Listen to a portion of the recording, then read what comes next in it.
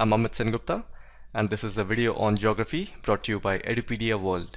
In this video, we are going to read about industries. So with the coming of the Industrial Revolution, humans were able to advance further into the 21st century. Because technology developed rapidly, science became advanced, and the manufacturing age came into view.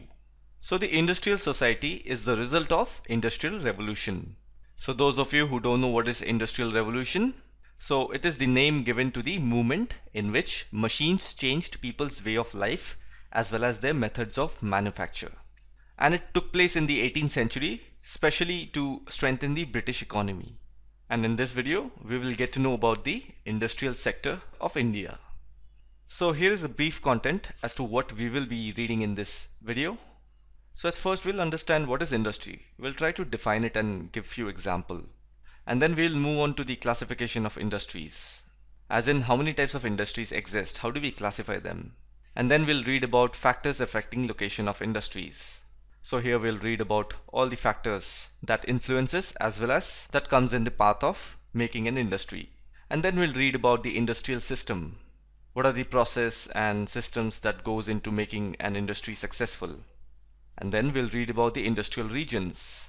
So this is very interesting because in this we will read about both from the world perspective as well as India perspective. For example, we will read about where the famous industrial belts are located around the globe, and also we'll read about where they are located in India. And in the end, we'll just read about distribution of major industries. So what are the major industries in India? For example, in information technology, we have cotton textile industry, we have iron and steel industry. So we will read about all of this in brief and get to know about it in much depth. So without any further ado, let's begin. So first thing first, what is an industry? So it is referred to an economic activity that is concerned with production of goods, extraction of minerals, or the provision of services. Now when we say economic activity, the definition of that is production, distribution, and consumption of commodities. And if you look at the order of these three terms, production of goods, extraction of minerals, and the provision of services, they all fall in the category of primary sector, secondary sector, and tertiary sector. So primary sector is referred to as a sector where you are producing something directly from the natural resource. For example, you go out in the field and grow something. Or another example would be you go to the mine and extract coal. So here you are putting your hands directly into the natural resource. So this is referred to as primary activity. And then secondary activity refers to extraction, refining, cleaning, doing all sorts of necessary things that makes that primary product valuable. I mean, just think about it. Even if you extract crude oil, you cannot go and sell crude oil to the people out in the market. You will have to first refine that crude oil and extract petroleum and other sorts of petroleum products out of it. Only then you can sell it to the people. And hence it's referred to as secondary sector. And then we have provision of services, which falls in the tertiary sector because here you're dealing with customer service or transportation and all of those final steps. But what you need to understand is industry as a whole falls under secondary sector. Because if you see all the major industries like iron and steel industry, coal mining industry, and tourism industry, they all are engaged in producing things. And when it comes to production, it falls under the secondary sector. So I want you to just remember that. So moving on to the next topic, classification of industries. Now everything needs to be classified for understanding it better. Therefore, industries has been classified on the basis of raw materials, size, and ownership. And if you notice, these are the best form of classification in order to understand industries as a whole. So let's read about each one of them. The first one is classification on the basis of raw material. Now industries are labeled as per the work they do or the kind of business they are into. Now having said that, raw materials are of different types. So we have agriculture based industries, then we have mineral based industries, then marine based, and then forest based. So all these things are nothing but materials. Now that we have materials, let's understand about each one of the industries. The first one is agro based industry. So by the name agro, you can figure out that it's related to agriculture. And when there is agriculture, it has to be plant or crops, and sometimes animals or livestock as well. Because if you see, a lot of the milk product industry is associated with the agro-based industry. They are not separate. So if a person who has a farm, he also has a dairy farm. So in that way, he's engaged in both the activities. And the second one is mineral-based industries. So by the term mineral, you can figure out that we are talking about metals and non-metals. And if you know, most of the minerals are extracted from ores by the method called metallurgy. So once that mineral has been extracted from the ore, it can be further used as a raw material. So that is what is the job of mineral-based industries. So one such example would be iron made from iron ore is the product of mineral-based industry. And I don't have to tell you where all iron has been used. They're used for manufacturing of numerous things like heavy machinery, building materials, railway coaches, etc. And the next one is marine-based industries. So by the term marine, it refers to water. Then it is obvious that the products are made out of the raw materials extracted from sea and oceans. The fishing industry or the fisheries, they fall under the marine-based industries. And the last one is forest-based industries.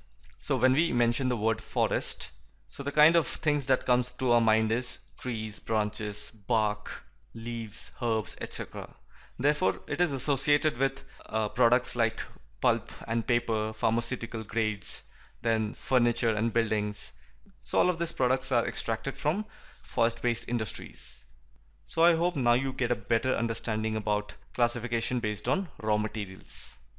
And the next classification is based on size. Now when we say size, we not only mean by the physical structure of an organization or a building, but we also refer to the amount of capital that has been invested, or the number of people employed in it, or the volume of production, whether it is high or less. So based on size, we have again two categories under that is small scale industries and large scale industries. So small scale industries are those where the products are manufactured by hand or by the artisans. For example, cottage or household industries are a type of small scale industries where the products are manufactured by hand. And then we have basket weaving, pottery and other handicrafts as an example. And if you see in this industries, you will have less amount of capital and the technology is also not great. It's of a moderate level. Now when you don't have enough of capital or technology, obviously the production is not going to be very high. So this was all about small scale industry. But then if you see large scale industry, here the investment of capital is huge. And the technology that they use is also of superior level. Now we are talking about silk weaving, food processing industries. So they are huge because the demand is also high. So to meet the demands, the supply needs to be high as well. And in order to reach a high supply, you will have to invest tremendously in that industry. So this was all about the classification of industry based on size. Now moving on to the last classification based on ownership. Now industries can be classified into private sector, state-owned or public sector, then joint sector and cooperative sector.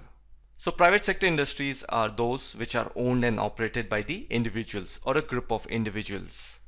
So basically in this sector you will see significant development in terms of investment and infrastructure. So some of the private sector companies in India are, we have Reliance, then we have Tata, and then we have ICICI Bank, and these are some of the examples. And the second one is government or public sector industries. Now these are owned by the government. You must have heard about many PSUs, which stands for public sector undertaking.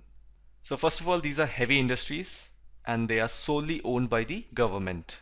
So some of them are Hindustan Aeronautic Limited. Then we have SAIL, that is Steel Authority of India. Then we have GAIL, Gas Authority of India. And the third one is joint sector industries. Now these are owned and operated by the government as well as the individual or a group of individual. Meaning it's a combination of both the private sector as well as the public sector. So in this, both of them are the stakeholders. Now some of the example would be Indian Oil, then we have Bharat Petroleum, then we have Maruti Udyog Limited. So these are all example of joint sector industries. And the last one is cooperative sector industries. So these are owned and operated by producers and suppliers of raw materials, worker or both. So I'll give you a very simple example of this. Suppose you have a company and you have a business of consultancy. That is, you provide manpowers to the company. And then imagine you get a contract from a big company and you gave 10 people. So here what you're doing is you're cooperating with that big company and finding workers or human resources for a particular job. So that is what is the meaning of cooperative sector. So don't just stick to the example of worker, it can be about raw material as well. Now for example, if I'm running a restaurant and I need vegetables to be supplied every day at a particular time, therefore I'll get in touch with the local farmer or someone who produces it and get into a contract so that I can get those vegetables on time every single day. So here both the producer as well as the supplier are getting into an agreement. So this is the example of cooperative sector. And the next topic is factors affecting location of industries. Now these are the availability of raw material, land, water, labor, power, capital, transport and market. And if you look around, industries are situated where some of these or all of these factors are easily available. Because if your industry or factory moves away from all of these factors, then the cost of doing production is going to be very high. I'll give you a very simple example. Suppose your particular industry is away from raw material. Say you have a iron and steel factory which is located in the city, and the minerals are available somewhere in the outskirt of where you stay, that is say around 150 or 200 kilometers away. Now to extract that raw material and get it to your factory requires a huge transportation chain, and due to the distance the cost is going to be very high, because then you will have to pay for the transportation fuel and charges, and your supply needs to be constantly fed because the demand is going to be very high. I hope you are able to understand as to how much of chaos you will cause. So it is better that you have your factory or industry nearer to the raw material and you produce over there, and then you can sell those final products to the required places wherever the orders come from, because then you can add all the cost under the cost of production. And sometimes the government also provides incentives like subsidized power, low transport cost and other infrastructure, because industries are important for the growth of national economy. Therefore government is going to be keen in helping you out. And industrialization often leads to development and growth of towns and cities. Suppose if you have a factory being set up at a particular place, over time you will realize that a small civilization settles around it and it turns into a town and city. So the government needs to help that industry because there is a lot of human value attached to it now. And the next topic is industrial system. Now it consists of input, processes and output. The simple three-level system that we have in almost all the sectors. So here the inputs are raw materials, labor, cost of the land, transport, power and other infrastructure. And these all things are very important to set up an industry. And once the industry has been set up, there has to be a process that goes inside, which includes a wide range of activities that convert the raw material into finished products. Because the outputs are the end product and you can earn income on it. So the processes can be cleaning, refining, extracting, packaging and all those sort of things. Now the output is the product that you use. So from an industry point of view, output is nothing but the final product and the income that you earn on it and also the profit that you earn on it. So for example, if the soap that you are using, it goes through all of this three system and then finally it comes to your hand as a product. So this was about industrial system. And the next topic is industrial regions. Now to form an industrial region, there has to be an accumulation of number of industries that are located close to each other. And due to that, they can also share the benefits of their closeness. So some of the major industrial regions of the world are Eastern North America, Western and Central Europe, Eastern Europe and Eastern Asia. So if you notice, all of these places are above the equator and more in the temperate land, which is above the Tropic of Cancer. So one of the reasons could be because here the temperature is much cooler and these regions are also close to sea or port for importing and exporting. And most of all, if you notice, all the places that are located in this region, they are mostly developed nation. So the fact is clear that industrialization did help for the nation's development. Now, some of the major industrial regions that are located in India are Mumbai-Pune cluster, Bangalore-Tamil Nadu region, Hooghly region, Ahmedabad-Baroda region, Chota Nagpur industrial belt, Visakhapatnam-Guntur belt, Gurgaon-Delhi-Meerut region, Kollam-Thiruvananthapuram industrial cluster. So just have a look at all these places in the map. Now that brings us to the last topic of this video, distribution of major industries.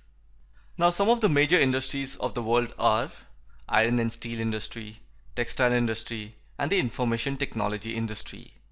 And they are very important because almost all the products that you see around us are made up of steel or iron. All the heavy machineries, buildings, bridges, cars, etc. And then comes the textile industry is because we humans have to cover ourselves. So textiles plays an important role in doing that. In fact, the entire fashion industry relies on this textile industry. And also the future of this industry looks promising, as well as it has the potential to grow more. And then the information technology industry. Now this particular industry is quite new. It is only since last 2 decades that it has emerged to what it is right now. And this industry heavily relies on storage, processing, and distribution of information. Information is the most precious resource in the world, because if you have information, you can solve a lot of problems. So that's why it is considered to be a major industry. Now if you look at the world map, the countries in which iron and steel industry are located, they are Germany, USA, China, Japan, and Russia. And the textile industry is concentrated in India, Hong Kong, South Korea, Japan, and Taiwan. And the major hubs of information technology industry are the Silicon Valley of California and the Bangalore region of India. Now let's read about each of these major industries in brief. First is the iron and steel industry. So this industry is also called as a feeder industry, which means the products are used as raw materials for other industries. So iron and steel industries, they produce iron bars, sheets, and wires. Now these materials are used by other industries in order to produce cars, buildings, bridges, roads, etc. So the raw materials that are required in iron and steel industry are iron ore, coal, and limestone. Now apart from all of these raw material, it also requires labor, capital, site, and other infrastructure. Now the process of converting iron ore into steel involves many stages. At first the raw material is put into the blast furnace where it undergoes smelting. It is then refined. Then the output obtained is steel, which may be used by other industries as raw materials. Now based on the demand, special alloys of steel can be made by adding small amounts of other metals such as aluminium, nickel, and copper. Because all of these material gives sturdiness, hardness, toughness to the steel. And iron and steel has been used to make tools and machineries, and then they are also used in the production of ships, trains, trucks, autos, and other large machines. So I hope you understand why this industry is called one of the major industries in the world. Now in India, the important steel producing centers are Bhilai, Durgapur, Burnpur, Jamshedpur, Rourkela, Bokaro, and they all are situated in the regions of West Bengal, Jharkhand, Odisha, Chhattisgarh, then Karnataka, then Visakhapatnam in Andhra Pradesh, and Salem in Tamil Nadu. So these are all important steel centers utilizing local resources. And today India's steel production has also increased a lot. Now let's read about cotton textile industry. So weaving cloth is not something new. It is an ancient art. So cotton, wool, silk, jute, flax, they have been used for making cloth. So again, cotton industry is further divided on the basis of raw materials that is used. For example, fibers are the raw material of textile industry. So fibers can be of two types, that is natural or man-made. So natural fibers are obtained from wool, silk, cotton, linen, and jute. Man-made fibers include nylon, polyester, acrylic, and rayon. So this industry is one of the oldest industry in the world. India has a long tradition of producing good quality cotton textiles. That's why during the British rule, most of the cotton was exported from India to the Great Britain. And because of this, the cotton and textile industry of Great Britain flourished. So today, India, China, Japan, and USA are the important producer of cotton textiles. So traditionally, cotton was woven by hand, but it turned out to be expensive and time consuming.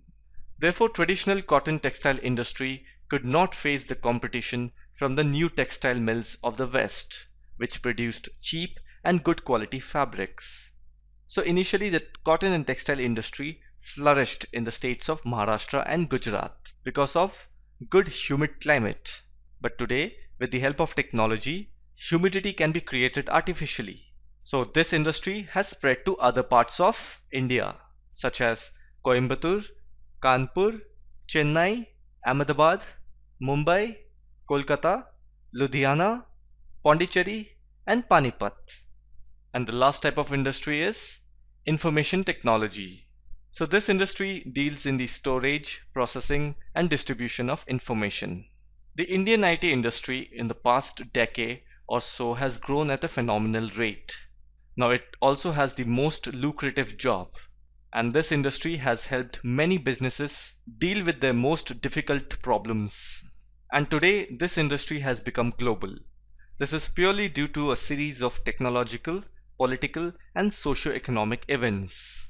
So some of the main factors guiding the location of these industries are resource availability, cost, and infrastructure. And the major hubs of IT industry are the Silicon Valley in California and Bangalore in India. Now there is a similarity between these two cities, Silicon Valley and Bangalore, and it is due to that these are chosen as the hubs of the IT industry. So in the next slide, we'll read about what are the similarities. Now if you look at Bangalore, it has the largest number of educational institutions and IT colleges in India. So human resource is quite ready. So there's no problem in the supply of human resource. Supply can easily meet the demand. And if you look at Silicon Valley, it is close to some of the most advanced scientific and technological centers in the world. And plus there are so many computer science departments at several major universities near to Silicon Valley. Again, it is a pretty good way of supplying the human resource to the demands of IT industry. And the second point is Bangalore has a pleasant climate and moderate cost of living. Again, the cost of living depends on the location, but it is moderate when compared to the salaries they draw from their respective companies. Now again, Silicon Valley on the other hand has pleasant climate with an attractive and a clean environment. So plenty of space for development and future expansion. So you see the similarities between both of them, right? And surprisingly, state government of Karnataka was the first to announce an IT policy in 1992. So 1992 was the time when India was exposed to the modernization of technology. And on the other hand, Silicon Valley is located to major roads and airports. So this can be pretty easy for the people to travel to various locations and conduct their businesses. And Bangalore as a city in India has the largest and widest availability of skilled managers with work experience. That's because, again, point number one, when you have so many educational institutions and IT colleges, so this is going to benefit the native people. And a lot of people don't want to leave their hometowns, so I'm not surprised if they say that they have the widest availability of skilled managers with work experience. And same is the case with Silicon Valley. They have good access to market and skilled workforce. So that was some similarities between Bangalore and Silicon Valley. With this, we have come to an end of this video, and I hope you are well aware of the industrial sector in India. As usual, thanks for watching this video, and I'll see you in the next one.